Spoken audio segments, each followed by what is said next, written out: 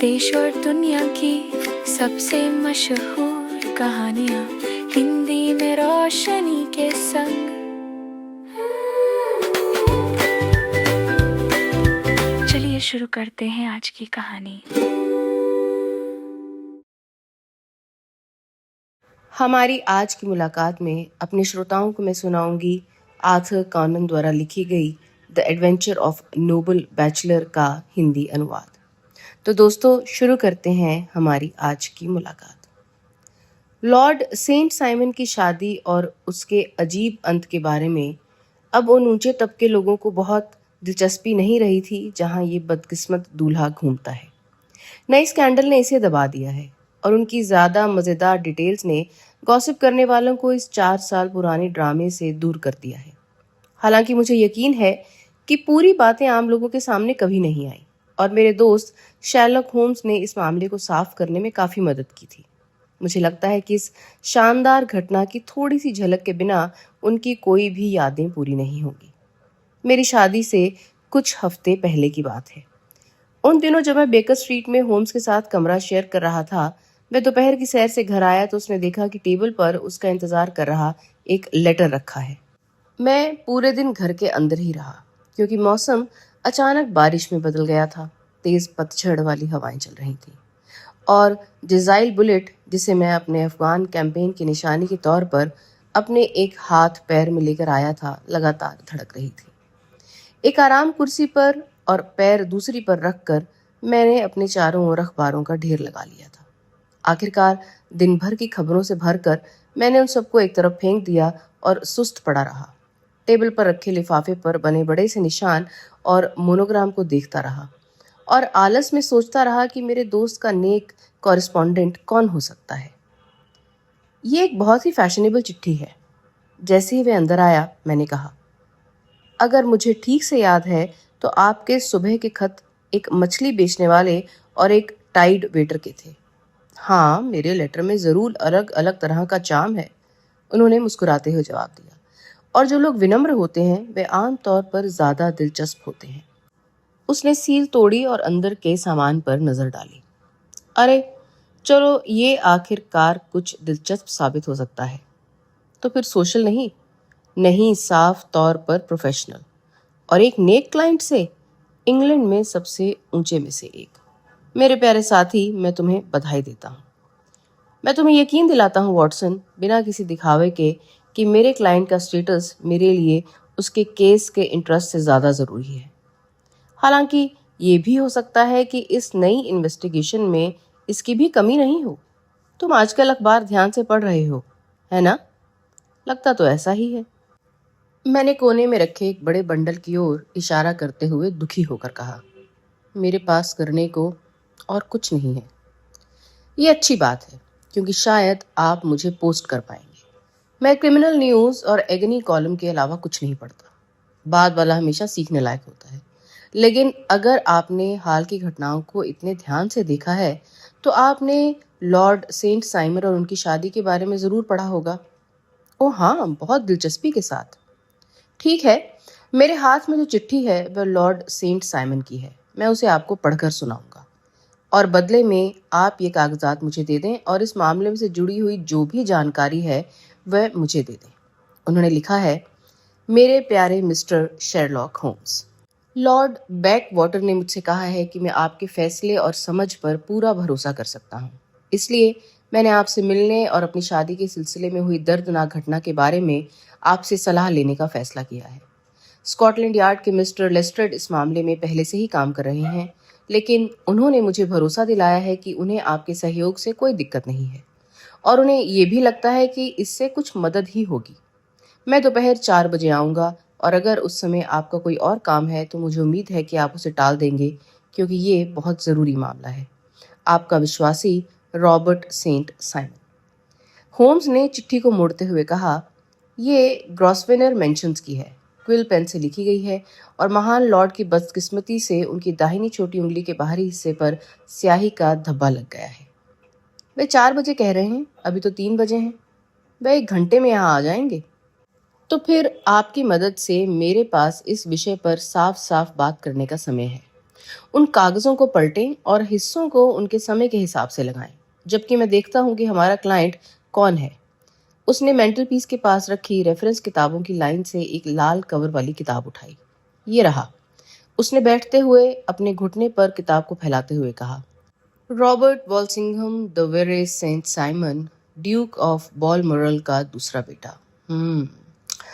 एक फेस सेबल पर 3 कैलट्रॉप्स 1846 में पैदा हुए। उनकी उम्र 41 साल है, जो शादी के लिए काफ़ी है। वे आखिरी एडमिनिस्ट्रेशन में कॉलोनियों के अंडर सेक्रेटरी थे। उनके पिता ड्यूक एक समय फॉरेन अफेयर्स के सेक्रेटरी थे।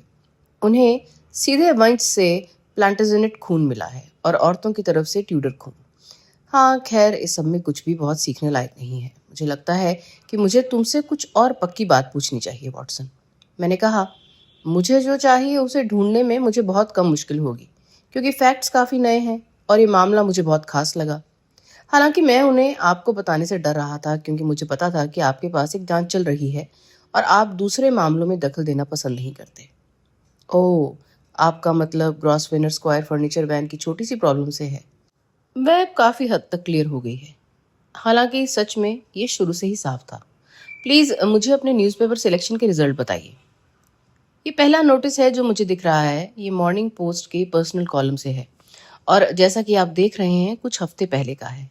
इसमें लिखा है, शादी तय हो गई है और अगर अफवाह सही है तो बहुत जल्द ये ड्यूक ऑफ बॉलमोरल के दूसरे बेटे लॉर्ड रॉबर्ट सेंट साइमन और सैन फ्रांसिस्को कैलिफोर्निया यूएसए के अलाइसियस डॉरन एस की इकलौती बेटी मिस हैटी डॉरन के बीच होगी। बस इतना ही। होम्स ने अपने लंबे पतले पैरों को आगे की ओर बढ़ाते हुए कहा, संक्षेप में और मुद्दे पर। उसी हफ्ते के एक सोसाइटी पेपर में इस बात को और डिटेल में बताया गया था। अरे ये रहा। जल्द ही शादी के बाजार में सुरक्षा की मांग होगी, क्योंकि मौजूदा फ्री ट्रेड का नियम हमारे घरेलू सामान के बहुत खिलाफ लगता है। एक एक करके ग्रेट ब्रिटेन के अमीर घरानों का मैनेजमेंट अटलांटिक के उस पार से आए हमारे अच्छे रिश्तेदारों के हाथ में जा रहा है। पिछले हफ्ते इन प्यारे हमलावरों द्वारा छीने गए नामों की लिस्ट में एक जरूरी चीज जुड़ गई है। लॉर्ड सेंट साइमन, जिन्होंने 20 साल से ज्यादा खुद को शादी के बाजार से दूर रखा है, ने अब कैलिफोर्निया के करोड़पति की प्यारी बेटी मिस हैटी डॉरन के साथ अपनी होने वाली शादी की घोषणा कर दी है। मिस डॉरन, जिनके सुंदर फिगर और आकर्षक चेहरे ने वेस्टबरी हाउस के त्योहारों में बहुत ध्यान खींचा था, अपने पिता की इकलौती संतान है और अभी खबर है कि उनका दहेज 6 अंकों से कहीं ज्यादा होगा और भविष्य के लिए और भी उम्मीदें हैं, क्योंकि ये बात किसी से छुपी नहीं है कि ड्यूक ऑफ बॉलमोरल के पिछले कुछ सालों में अपनी तस्वीरें बेचने के लिए मजबूर होना पड़ा था, और क्योंकि लॉर्ड सेंट साइमन के पास बर्शमूर की छोटी सी जायदाद के अलावा कोई अपनी प्रॉपर्टी नहीं है, इसलिए साफ है कि कैलिफोर्निया की एयरस ही अकेली ऐसी महिला नहीं है जिसे इस अलायंस से फायदा होगा, जिससे वह रिपब्लिकन लेडी से ब्रिटिश टाइटल में आसानी से और आम बदलाव कर पाएंगी। और कुछ? होम्स ने जम्हाई लेते हुए पूछा। ओ हाँ, बहुत सारी बातें हैं। फिर मॉर्निंग पोस्ट में एक और नोट है जिसमें कहा गया है कि शादी बिल्कुल शांत होगी। ये सेंट जॉर्ज हनोवर स्क्वायर में होगी। सिर्फ आधा दर्जन करीबी दोस्तों को बुलाया जाएगा और पार्टी लैंकेस्टर गेट पर फर्निश्ड घर में वापस आएगी, जिससे मिस्टर डॉरन ने ले लिया है। 2 दिन बाद यानी पिछले बुधवार को एक छोटी सी घोषणा होती है कि शादी हो गई है और हनीमून पीटर्सफील्ड के पास लॉर्ड बैकवाटर के घर में मनाया जाएगा। ये सभी नोटिस हैं जो दुल्हन के गायब होने से पहले आए थे। किससे पहले? होम्स ने चौंकते हुए पूछा। महिला के गायब होने से? तो फिर वह गायब हो गई?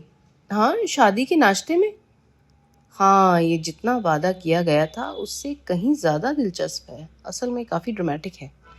हाँ, मुझे थोड़ा अलग लगा। वे अक्सर सेरेमनी से पहले और कभी कभी हनीमून के दौरान गायब हो जाती हैं, लेकिन मुझे इतनी जल्दी कुछ याद नहीं आ रहा। प्लीज मुझे डिटेल्स बताएं। मैं आपको चेतावनी देता हूँ कि डिटेल्स बहुत ही अधूरी हैं। शायद हम उन्हें कुछ पूरा कर पाएं। ये सब बातें कल सुबह के अखबार के एक आर्टिकल में बताई गई हैं, जिसे मैं आपको पढ़कर सुनाऊंगा।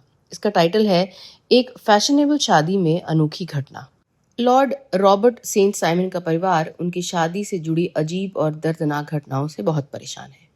जैसा कि कल के अखबारों में बताया गया था, शादी की रस्म पिछली सुबह हुई थी, लेकिन अब जाकर उन अजीब अफवाहों को कंफर्म किया जा सकता है जो लगातार उड़ रही थी।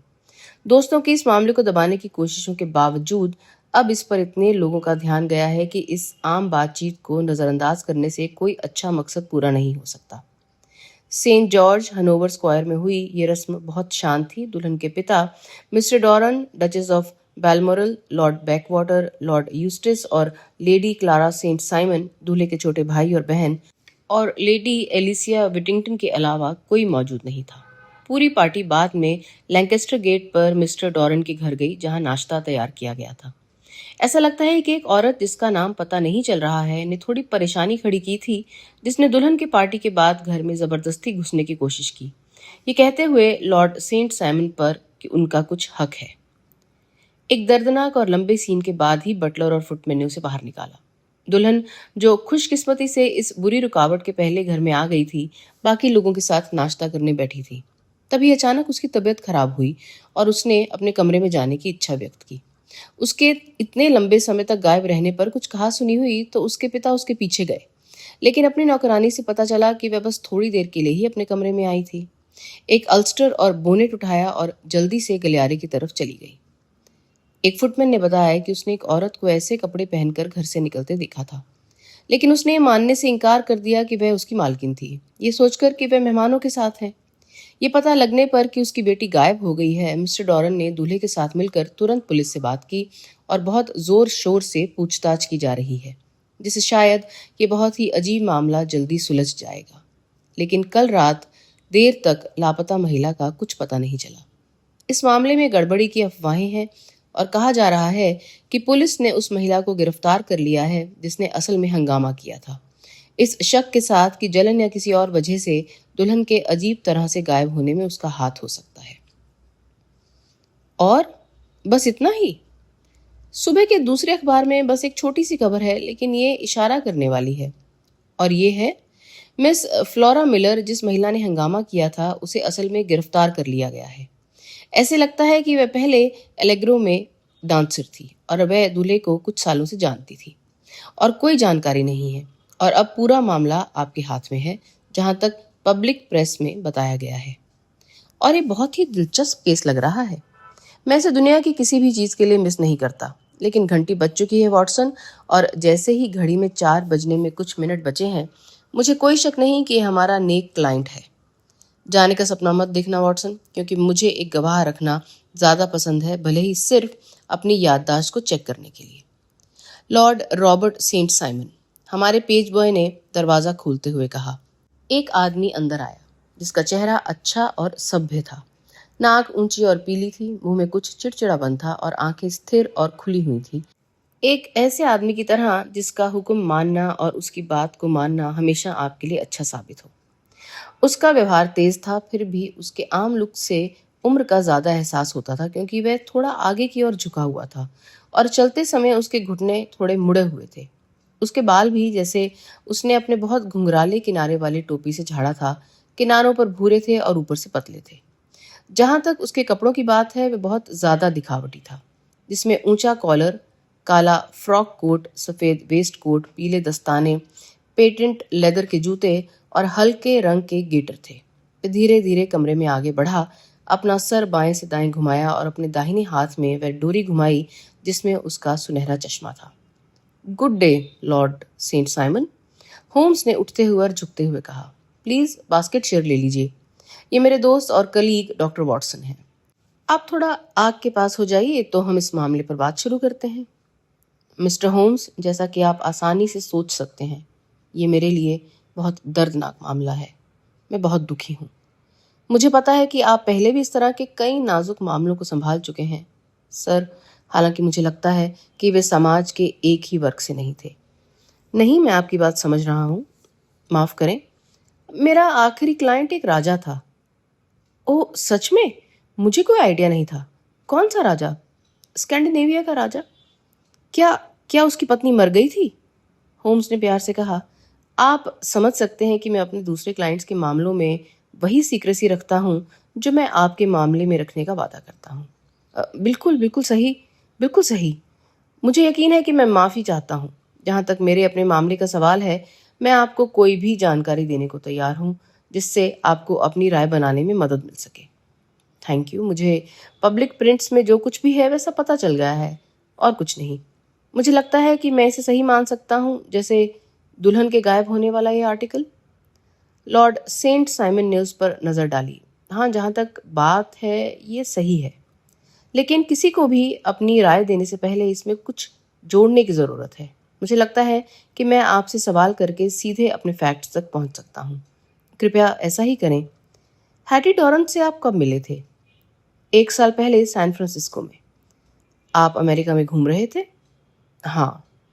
तो क्या तुम्हारी सगाई हो गई थी? नहीं। लेकिन आप तो दोस्त थे ना? मुझे उसकी संगति में मज़ा आता था और मैं देख सकती थी कि मुझे वो पसंद है। उसके पिता बहुत अमीर हैं। कहा जाता है कि वे पैसिफिक स्लोप के सबसे अमीर आदमी हैं। और उन्होंने ये पैसे कैसे कमाए? माइनिंग में। कुछ साल पहले उनके पास कुछ भी नहीं था, फिर उन्हें सोना मिला, उन्होंने उसे इन्वेस्ट किया और बहुत तेजी से तरक्की की। अब उस लड़की के, आपकी पत्नी के कैरेक्टर में आपका क्या सोचना है? अमीर आदमी ने अपना चश्मा थोड़ा तेजी से घुमाया और आग की तरफ देखने लगा। देखिए मिस्टर होम्स, उसने कहा, मेरी पत्नी 20 साल की थी, उसके पिता के अमीर बनने से पहले। उस समय वह एक माइनिंग कैंप में आज़ाद घूमती थी और जंगलों या पहाड़ों में रहती थी। इसलिए उसकी पढ़ाई स्कूल मास्टर से नहीं बल्कि नेचर से हुई है। वह इंग्लैंड में टॉम बॉय कहलाती है, जिसका नेचर मजबूत है। वह जंगली और आज़ाद है, किसी भी तरह की परंपराओं से आज़ाद है। मैं कहने ही वाला था कि वह बहुत तेज़ है। वह अपना मन बनाने में तेज़ है और अपने फैसलों को पूरा करने में निडर। दूसरी ओर, मैंने उसे वह नाम नहीं दिया होता जिसे रखने का मुझे सम्मान मिला है। उसने थोड़ी शान से खांसी की। अगर मैंने उसे अंदर से एक नेक औरत ना समझा होता। मेरा मानना है कि वह बहादुरी से खुद को कुर्बान कर सकती है और कोई भी बेइज्जती वाली बात नहीं करेगी। क्या आपके पास उसकी कोई तस्वीर है? मैं इसे अपने साथ लाया हूँ। उसने एक लॉकेट खोला और हमें एक बहुत प्यारी औरत का पूरा चेहरा दिखाया। ये कोई फोटोग्राफ नहीं थी, बल्कि आइवरी की एक छोटी सी तस्वीर थी और आर्टिस्ट ने चमकीले काले बालों, बड़ी गहरी आंखों और सुंदर मुंह को पूरी तरबियत से दिखाया था। होम्स ने इसे देर तक और ध्यान से देखा। फिर उसने लॉकेट बंद किया और लॉर्ड सेंट साइमन को वापस दे दिया। तो फिर वह लड़की लंदन आई और आपने उससे जान पहचान बढ़ाई? हाँ, उसके पिता उसे पिछले लंदन सीजन के लिए लाए थे। मैं उसे कई बार मिला, उससे सगाई की और अब उससे शादी। मैं समझता हूँ कि वह काफ़ी अमीर परिवार है और वह काफ़ी दहेज लाई थी। ठीक ठाक दहेज। मेरे परिवार में जितना होता है उससे ज़्यादा नहीं। आपको इससे ज़्यादा जानकारी नहीं है, क्योंकि अब तो शादी हो चुकी है। मैंने सच में इस विषय पर कोई पूछताछ नहीं की है। बिल्कुल नहीं, क्योंकि तुमने शादी से एक दिन पहले मिस डॉरन को। हाँ, मैं उनसे मिला था। क्या वे अच्छे मूड में थी? बहुत अच्छे मूड में। वे लगातार इस बारे में बात करती रहीं कि हमें अपने भविष्य के जीवन में क्या करना चाहिए। ये तो बहुत दिलचस्प है। और शादी की सुबह? वह जितनी हो सके उतनी खुश थी, चौकन्नी थी, कम से कम सेरेमनी के बाद तक। और क्या आपने उसके बाद उसमें कोई बदलाव देखा? सच कहूँ तो मुझे पहली बार पता चला कि उसका गुस्सा थोड़ा तेज था। हालांकि ये घटना इतनी छोटी थी कि इसे बताना मुमकिन नहीं था और इसका केस से कोई लेना देना नहीं हो सकता। कृपया वो हमें डिसाइड करने दें। आप बताएं। अच्छा, ये तो बचकाना है। जब हम वेस्ट्री की तरफ जा रहे थे तो उसका गुलदस्ता गिर गया। उस समय वह सामने वाली बेंच के पास से गुजर रही थी और वह बेंच पर गिर गया। एक पल की देरी हुई, लेकिन बेंच पर बैठे आदमी ने उसे वह गुलदस्ता दे दिया और ऐसा नहीं लगा कि गिरने से उसे कोई नुकसान हुआ है। फिर भी जब मैंने उससे इस बारे में बात की तो उसने मुझे बहुत तेजी में जवाब दिया और घर जाते समय गाड़ी में मैं इस छोटी सी बात पर बहुत परेशान लग रही थी। हाँ, बिल्कुल। आप कहते हैं कि वहाँ एक सज्जन बैठा था, तो फिर कुछ आम लोग और भी वहाँ मौजूद होंगे? हाँ हाँ, जब चर्च खुला हो तो वहाँ बहुत से लोग होते हैं, उन्हें बाहर करना नामुमकिन होता है। ये आदमी आपकी पत्नी का कोई दोस्त तो नहीं था? मुझे ऐसा नहीं लगता। मैं उसे तहजीब के दायरे में रहकर जेंटलमैन कह रहा हूँ, लेकिन वो दिखने में काफ़ी आम सा था। मैंने उसके हुलिये पर ज़्यादा ध्यान नहीं दिया, लेकिन वाकई मुझे लगता है कि हम लोग मुद्दे से बहुत दूर जा रहे हैं। लेडी सेंट साइमन शादी से लौटी तो उनका मन उतना खुश नहीं था जितना वे शादी में गई तब था। अपने पिता के घर आकर उन्होंने क्या किया? मैंने उसे अपनी नौकरानी से बात करते देखा। और उसकी नौकरानी कौन है? एलिस। उसका नाम एलिस है। वह एक अमेरिकन है और उसके साथ कैलिफोर्निया से आई है। कोई और गोपनीय नौकर? वही लगती थी। मुझे लगा कि उसकी मालकिन ने उसे बहुत आज़ादी दी है। फिर भी बेशक अमेरिका में इन चीज़ों को वो अलग तौर से देखते हैं। वह इस एलिस से कितनी देर तक बात करती रहीं? शायद कुछ मिनट। मेरा ध्यान उनकी तरफ नहीं कहीं और था। और आपने नहीं सुना कि वो क्या बात कर रही थी? लेडी सेंट साइमन ने दावा करने में जल्दबाजी के बारे में कुछ कहा। वह इस तरह की गाली गलौज इस्तेमाल करने की आदी थी। मुझे नहीं पता कि इससे उनका मतलब क्या था। अमेरिकन स्लैंग कभी कभी बहुत एक्सप्रेसिव होती है। और आपकी पत्नी ने अपनी मेड से बात खत्म करने के बाद क्या किया? वह नाश्ते के कमरे में चली गई। तुम्हारे साथ? नहीं, अकेली। वह ऐसी छोटी छोटी बातों में बहुत इंडिपेंडेंट थी। फिर जब हम करीब 10 मिनट तक बैठे रहे तो वह जल्दी से उठी, माफ़ी के कुछ शब्द कहे और कमरे में चली गई। फिर कभी वापस नहीं आई। लेकिन ये नौकरानी एलिस, जैसा कि मैं समझता हूँ, यह बयान दे रही है कि वह अपने कमरे में गई, अपनी दुल्हन की ड्रेस को एक लंबे अल्स्टर से ढक लिया, बोनेट पहना और बाहर चली गई। बिल्कुल।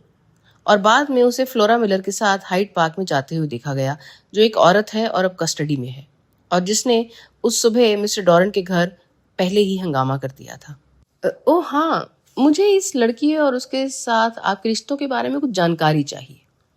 लॉर्ड सेंट साइमन ने कंधे उचकाए और अपनी भौहें चढ़ाई। कुछ सालों से हमारे बीच दोस्ती है। मैं कह सकता हूँ कि बहुत दोस्ती है। वह एलेग्रो में थी। मैंने उसके साथ बुरा बर्ताव नहीं किया और उसे मुझसे शिकायत करने की कोई सही वजह नहीं थी। लेकिन आप जानते हैं कि औरतें कैसी होती हैं मिस्टर। फ्लोरा एक प्यारी सी लड़की थी, लेकिन बहुत गुस्सैल थी और मुझसे बहुत प्यार करती थी। जब उसने सुना कि मेरी शादी होने वाली है तो उसने मुझे बहुत डरावने खत लिखे। और सच कहूँ तो मैंने अपनी शादी इतनी चुपचाप इसीलिए की क्योंकि मुझे डर था कि कहीं चर्च में वो आ ना जाए और हमारी बदनामी ना हो। हमारे लौटने के ठीक बाद वो मिस्टर डॉरेंट के दरवाजे पर आई और उसने अंदर घुसने की कोशिश की। मेरी पत्नी को बहुत गालियां दी और उसे धमकाया भी। लेकिन मुझे पहले से ही ऐसा कुछ होने की आशंका थी और मैंने नौकरों को हिदायत दी थी, जिन्होंने जल्दी ही उसे बाहर निकाल दिया। जब उसने देखा कि हंगामा करने से कोई फायदा नहीं है तो वह चुप हो गई। क्या आपकी पत्नी ने यह सब सुना? नहीं, शुक्र है उसने ये सब नहीं सुना। और बाद में उसे इसी महिला के साथ घूमते हुए देखा गया? हाँ, स्कॉटलैंड यार्ड के मिस्टर लेस्ट्रेड इसे बहुत सीरियसली लेते हैं। ऐसा माना जाता है कि फ्लोरा ने मेरी पत्नी को बहला फुसलाकर बाहर निकाला और उसके लिए कोई भयानक जाल बिछाया।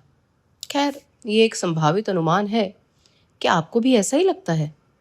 मैंने ऐसा नहीं कहा कि ऐसा हो सकता है, लेकिन क्या आप खुद भी इसे नामुमकिन मांगते हैं? मुझे नहीं लगता फ्लोरा किसी मक्खी को भी चोट पहुंचाएगी। फिर भी जलन अजीब तरह से किरदारों को बदल देती है। कृपया बताएं कि जो हुआ उसके बारे में आपकी क्या थ्योरी है। सच कहूं तो मैं कोई थ्योरी बनाने नहीं बल्कि एक थ्योरी खोजने आया हूं। मैंने आपको सारे फैक्ट्स बता दिए हैं, लेकिन अब जब आप मुझसे पूछ रहे हैं तो मैं ये कह सकता हूं कि मुझे लगा कि इस अफेयर की एक्साइटमेंट, यह एहसास कि उसने सोशल लेवल पर इतनी तरक्की हासिल कर ली है, ने मेरी पत्नी को शायद थोड़ा सा डिस्टर्ब कर दिया होगा। शॉर्ट में आप ये कहना चाहते हैं कि क्या वह अचानक पागल हो गई? सच में जब मैं सोचता हूँ कि उसने मुझसे नहीं, ये कहूँ कि उन चीज़ों से मुंह मोड़ लिया है जिसकी चाहत बहुत से लोगों ने की लेकिन कामयाब नहीं हो पाए, तो मैं इसे किसी और तरीके से समझा नहीं सकता। होम्स ने मुस्कुराते हुए कहा, हाँ, ये भी एक सोची जा सकने वाली हाइपोथेसिस है। और अब लॉर्ड सेंट साइमन, मुझे लगता है कि मेरे पास लगभग सारा डेटा है। क्या मैं पूछ सकता हूँ कि आप ब्रेकफास्ट टेबल पर इसलिए बैठे थे ताकि आप खिड़की से बाहर देख सकें? हम सड़क के दूसरी ओर पार्क को देख सकते थे। बिल्कुल। तो मुझे नहीं लगता कि मुझे आपको और रोकने की ज़रूरत है। मैं आपसे बात जल्द ही करूँगा। हमारे क्लाइंट ने उठते हुए कहा, अगर आप इतने खुशकिस्मत रहे तो ये प्रॉब्लम सॉल्व कर लेंगे। मैंने इसे सॉल्व कर लिया है। अरे, मैं कहता हूँ मैंने इसे हल कर लिया है। तो फिर मेरी पत्नी कहाँ है? ये एक डिटेल है जिसका जवाब मैं आपको जल्दी ही दूंगा। लॉर्ड सेंट साइमन ने अपना सर हिलाया। मुझे लगता है कि इसके लिए आपसे या मुझसे ज़्यादा दिमाग वाले लोगों की ज़रूरत होगी, उसने कहा और अपने पुराने ज़माने के अंदाज में झुककर वहाँ से चले गए। शर्लक होम्स ने हंसते हुए कहा, लॉर्ड सेंट साइमन ने मेरे दिमाग को अपने दिमाग के बराबर रखकर बहुत अच्छा किया। मुझे लगता है कि इस सारी पूछताछ के बाद मुझे विस्की, सोडा और सिगार पीना चाहिए। हमारे क्लाइंट के कमरे में आने से पहले ही मैंने इस मामले के अपने निष्कर्ष निकाल लिए थे। मेरे प्यारे होम्स, मेरे पास ऐसे कई मामलों के नोट्स हैं। हालांकि जैसा कि मैंने पहले कहा था, कोई भी इतना जल्दी नहीं था। मेरी पूरी जांच ने मेरे अंदाजे को पक्का करने में मदद की। हालात के सबूत कभी कभी बहुत भरोसेमंद होते हैं। जैसे थ्योरी के उदाहरण के तौर पर जब आपको दूध में ट्राउट मछली मिलती है। लेकिन जो कुछ तुमने सुना है वह सब मैंने भी सुना है, लेकिन पहले से मौजूद मामलों की जानकारी के बिना, जो मेरे बहुत काम आता है। कुछ साल पहले एबरडीन में भी ऐसा ही एक मामला हुआ था और फ्रैंको प्रशियन युद्ध के 1 साल बाद म्यूनिख में भी कुछ ऐसा ही हुआ था। ये उन्हीं मामलों में से एक है। लेकिन नमस्ते, ये लेस्ट्रेड है। Good afternoon Lestrade. आपको साइड बोर्ड पर एक एक्स्ट्रा ग्लास मिलेगा और बॉक्स में सिगार भी है। सरकारी जासूस ने पी जैकेट और क्रेवेट पहना हुआ था, जिससे वह बिल्कुल नॉटिकल लग रहा था, और उसके हाथ में एक काला कैनवस बैग था। थोड़ी देर नमस्ते करने के बाद वह बैठ गया और उसे दी गई उसने सिगार जलाई। तो फिर क्या हुआ? होम्स ने आंखों में चमक के साथ पूछा। आप नाखुश लग रहे हैं। और मैं नाखुश हूँ। ये सेंट साइमन की शादी का भयानक मामला। मुझे इन मामलों को ना तो कोई मतलब समझ में आता है और ना ही मुझे इसमें कोई सुराग मिल रहा है।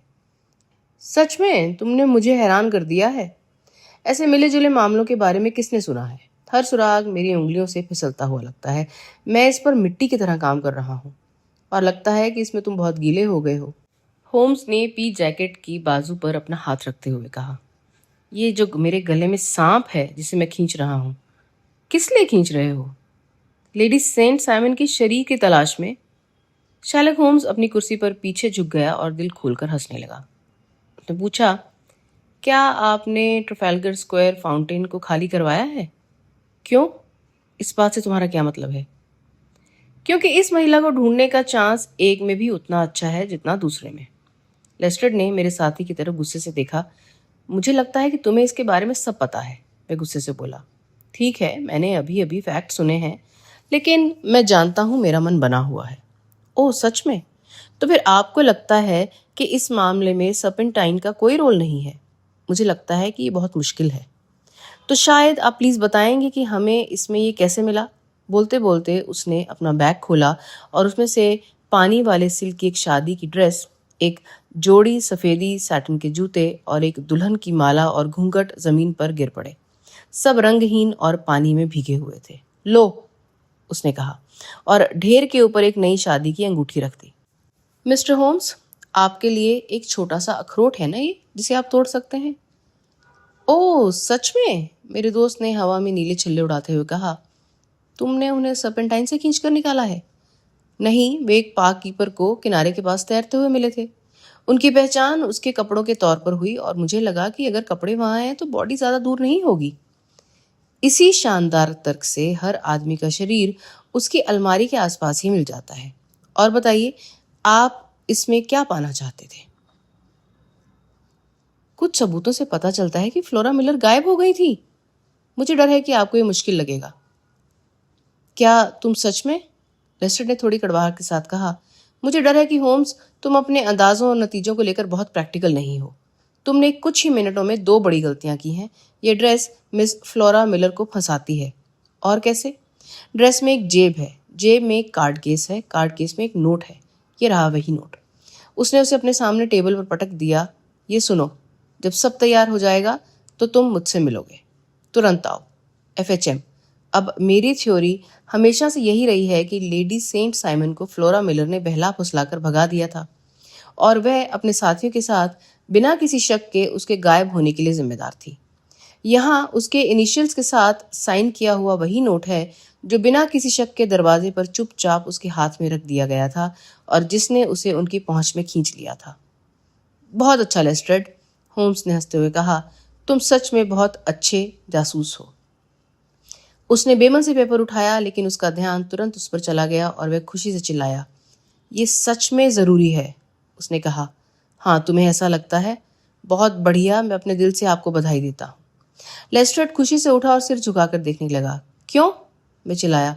तुम गलत तरफ देख रहे हो। इसके विपरीत ये दाहिना पक्ष है। दाईं तरफ? तुम पागल हो? ये रहा पेंसिल से लिखा हुआ नोट। और यहाँ जो दिख रहा है वह होटल के बिल का एक टुकड़ा है जिसमें मुझे बहुत दिलचस्पी है। लेस्ट्रेड ने कहा, इसमें कुछ भी नहीं है, मैंने इसे पहले भी देखा है।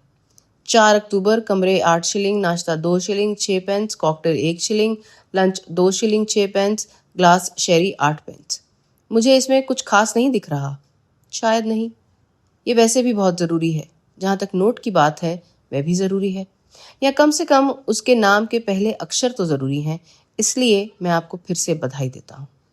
लेस्ट्रेड ने उठते हुए कहा, मैंने बहुत समय बर्बाद कर दिया है। मैं कड़ी मेहनत में विश्वास करता हूँ, आग के पास बैठकर बढ़िया थ्योरी गढ़ने में नहीं। गुड डे मिस्टर होम्स, और हम देखेंगे कि मामले की तह तक कौन पहले पहुंचता है। उसने कपड़े उठाए, उन्हें बैग में डाला और दरवाजे की तरफ बढ़ गया। लेस्ट्रेड, तुम्हें बस एक इशारा, होम्स ने धीरे से कहा, इससे पहले कि उसका दुश्मन गायब हो जाए। मैं तुम्हें इस मामले का असली हल बताता हूँ कि लेडी सेंट साइमन एक झूठ है। ऐसा कोई इंसान नहीं है, ना ही कभी था। लेस्ट्रेड ने उदास होकर मेरे साथी की तरफ देखा। वह फिर मेरी तरफ मुड़ा, अपने माथे पर 3 बार थपथपाया, गंभीरता से सर हिलाया और जल्दी से चला गया। उसने दरवाजा बंद ही किया था कि होम्स उठा और अपना ओवरकोट पहन लिया। उसने कहा, बाहर काम के बारे में उस आदमी की बातों में कुछ तो बात है। इसलिए मुझे लगता है वॉटसन कि मुझे थोड़ी देर के लिए तुम्हें कागजात सौंप कर चले जाना चाहिए। शाम के 5 बज चुके थे जब शैर्लक होम्स मुझे छोड़कर चला गया, लेकिन मेरे पास अकेले रहने का समय नहीं था, क्योंकि 1 घंटे के अंदर एक हलवाई का आदमी एक बहुत बड़ा चपटा डिब्बा लेकर आया। उसने अपने साथ लाए एक लड़के की मदद से उसे खोला और कुछ ही देर में मुझे बड़ी हैरानी हुई कि हमारे साधारण से लॉजिंग हाउस महोगनी पर एक बहुत ही बढ़िया छोटा ठंडा खाना परोसा जाने लगा। ये सारी लग्जरी चीजें रखने के बाद मेरे दोनों मेहमान अरेबियन नाइट्स के जिन्न की तरह गायब हो गए, बिना किसी वजह के, सिवाय इसके कि चीजों के पैसे दे दिए गए थे और उन्हें इस पते पर आने का ऑर्डर दिया गया था। ठीक 9 बजे से पहले शर्लक होम्स तेजी से कमरे में आया। उसके चेहरे पर उदासी थी, लेकिन उसकी आंखों में एक चमक थी जिससे मुझे लगा कि वह अपने नतीजों से निराश नहीं हुआ है। तो फिर उन्होंने रात का खाना लगा दिया? उसने हाथ मलते हुए कहा। लगता है आप मेहमानों की उम्मीद कर रहे हैं। मेज तो 5 लोगों के लिए है। हाँ, मुझे लगता है हमारे यहाँ कुछ लोग आ रहे होंगे, उन्होंने कहा। मुझे हैरानी है कि लॉर्ड सेंट साइमन अभी तक नहीं आए। हाँ, मुझे लगता है कि मुझे सीढ़ियों पर उनके कदमों की आवाज़ सुनाई दे रही है। असल में ये सुबह का हमारा विजिटर था जो तेजी से अंदर आया, अपना चश्मा पहले से ज्यादा जोर से लटकाए हुए, और उसके शाही चेहरे पर बहुत से परेशानी के भाव थे। होम्स ने पूछा, तो फिर मेरा मैसेंजर आपके पास पहुंच गया? हाँ, और मैं मानता हूं कि उसकी बातों ने मुझे बहुत ज्यादा चौंका दिया है। क्या आप जो कह रहे हैं उसके लिए आपके पास कोई ठोस सबूत है? जितना ठोस हो सकता है उतना तो है। लॉर्ड सेंट साइमन एक कुर्सी पर बैठ गए और अपने माथे पर हाथ फेरने लगे। उन्होंने धीरे से कहा, जब ड्यूक को पता चलेगा कि परिवार के किसी सदस्य को इतनी बेइज्जती झेलनी पड़ी है तो वे क्या कहेंगे? ये एक दुर्घटना है। मैं किसी भी तरह से इसे बेइज्जती नहीं कहूँगा। आप इन चीज़ों को अलग नज़रिए से देखते हैं। मैं ये समझ नहीं पा रहा हूँ कि इसमें किसी की गलती है। मुझे पता नहीं चल रहा कि वह महिला और कैसे कुछ कर सकती थी। हालांकि उसका अचानक किया गया तरीका, उसका ये जरिया अफसोस की बात थी। शायद उसकी माँ नहीं थी, इसलिए ऐसे मुश्किल समय में उसे सलाह देने वाला कोई नहीं था। लॉर्ड सेंट साइमन ने मेज़ पर अपनी उंगलियां थपथपाते हुए कहा, यह एक अपमान था सर, एक सार्वजनिक अपमान। आपको इस बेचारी लड़की का ध्यान रखना होगा जो ऐसी हालत में है जो पहले कभी नहीं हुई। मैं कोई छूट नहीं दूंगा। मैं सच में बहुत गुस्से में हूं और मेरा शर्मनाक तरीके से इस्तेमाल किया गया है। होम्स ने कहा, मुझे लगता है मैंने घंटी सुनी है। हाँ, अगर मैं आपको इस मामले में नरमी बरतने के लिए नहीं मना पाता हूँ लॉर्ड सेंट साइमन, तो मैंने एक वकील का भी इंतजाम किया है जो शायद ज़्यादा कामयाब हो। उन्होंने दरवाज़ा खोला और एक महिला और एक सज्जन को अंदर बुलाया। उन्होंने कहा, लॉर्ड सेंट साइमन, मुझे आपको मिस्टर और मिसेस फ्रांसिस ए मॉल्टन से मिलवाने की इजाज़त दें। मुझे लगता है कि आप इस महिला से पहले भी मिल चुके हैं। इन नए लोगों को देखते ही हमारा क्लाइंट अपनी सीट से उछल पड़ा और एकदम सीधा खड़ा हो गया। उसकी आंखें नीचे झुकी हुई थी और उसका हाथ उसके फ्रॉक कोट की छाती में घुसा हुआ था। वह ठेस लगने की एक तस्वीर जैसा लग रहा था। महिला ने तेजी से एक कदम आगे बढ़ाया और अपना हाथ उसकी तरफ बढ़ाया, लेकिन उसने फिर भी अपनी आंखें ऊपर उठाने से मना कर दिया।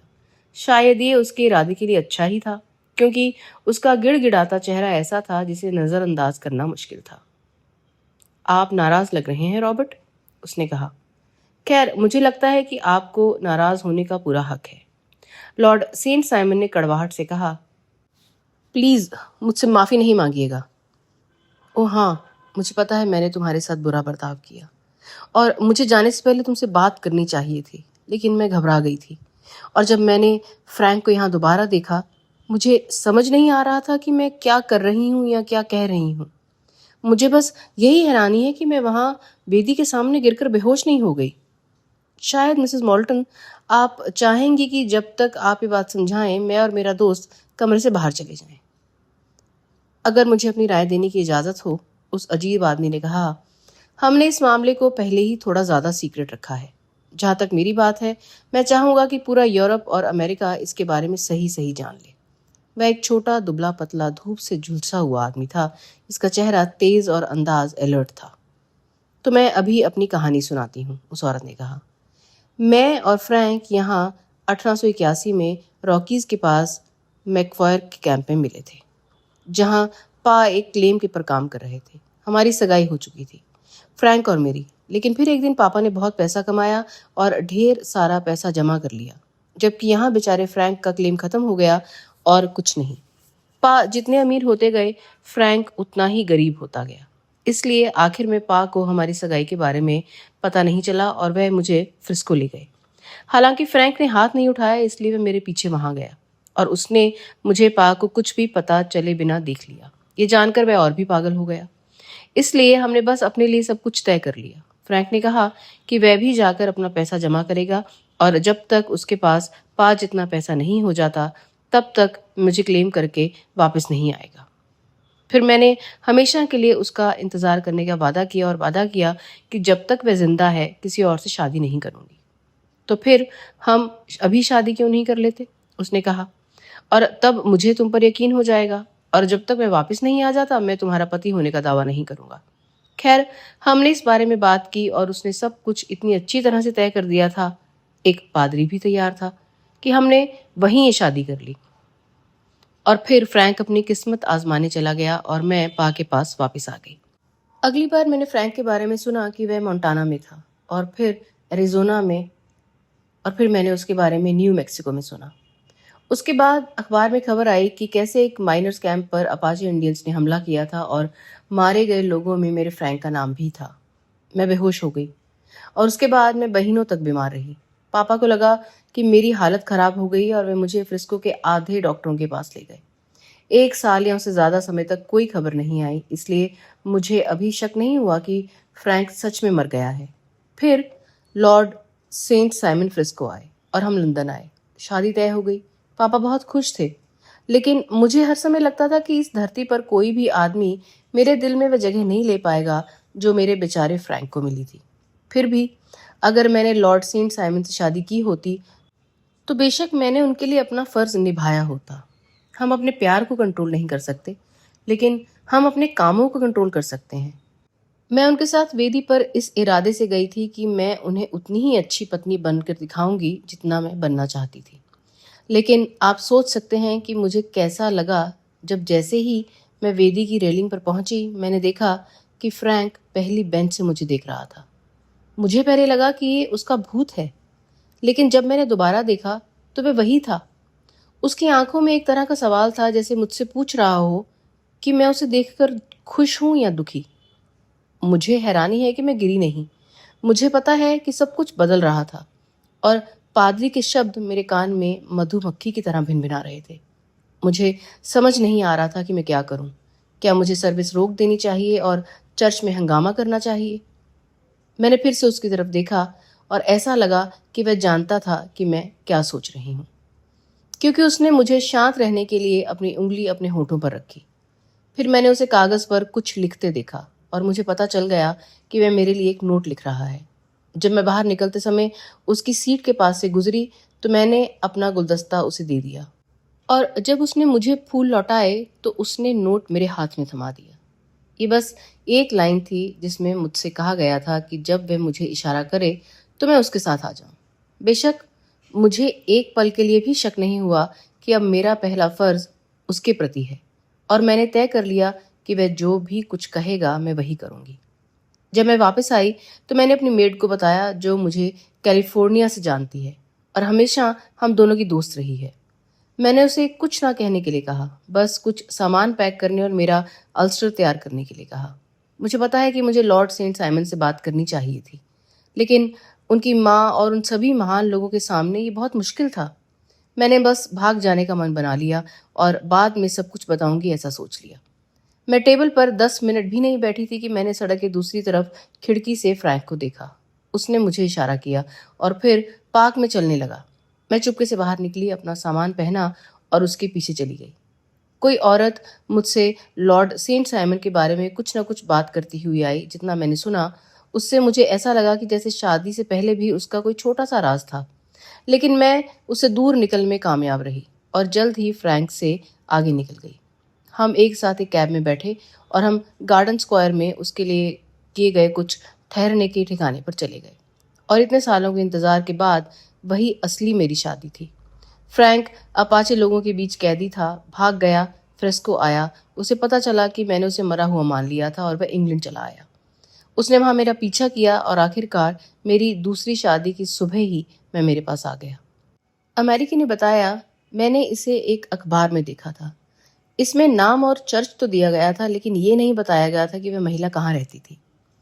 फिर हमने बात की कि हमें क्या करना चाहिए और फ्रैंक खुलकर बात करने के पक्ष में था, लेकिन मुझे इस सब पर इतनी शर्म आ रही थी कि मुझे लगा जैसे मैं गायब हो जाऊं और उनमें से किसी को भी कभी फिर ना देख पाऊं। बस शायद पापा को एक मैसेज भेजकर उन्हें दिखा दूं कि मैं जिंदा हूं। उन सभी लॉर्ड्स और लेडीज के बारे में सोचना मेरे लिए बहुत बुरा था, जो उस ब्रेकफास्ट टेबल के चारों ओर बैठे थे और मेरे वापस आने का इंतजार कर रहे थे।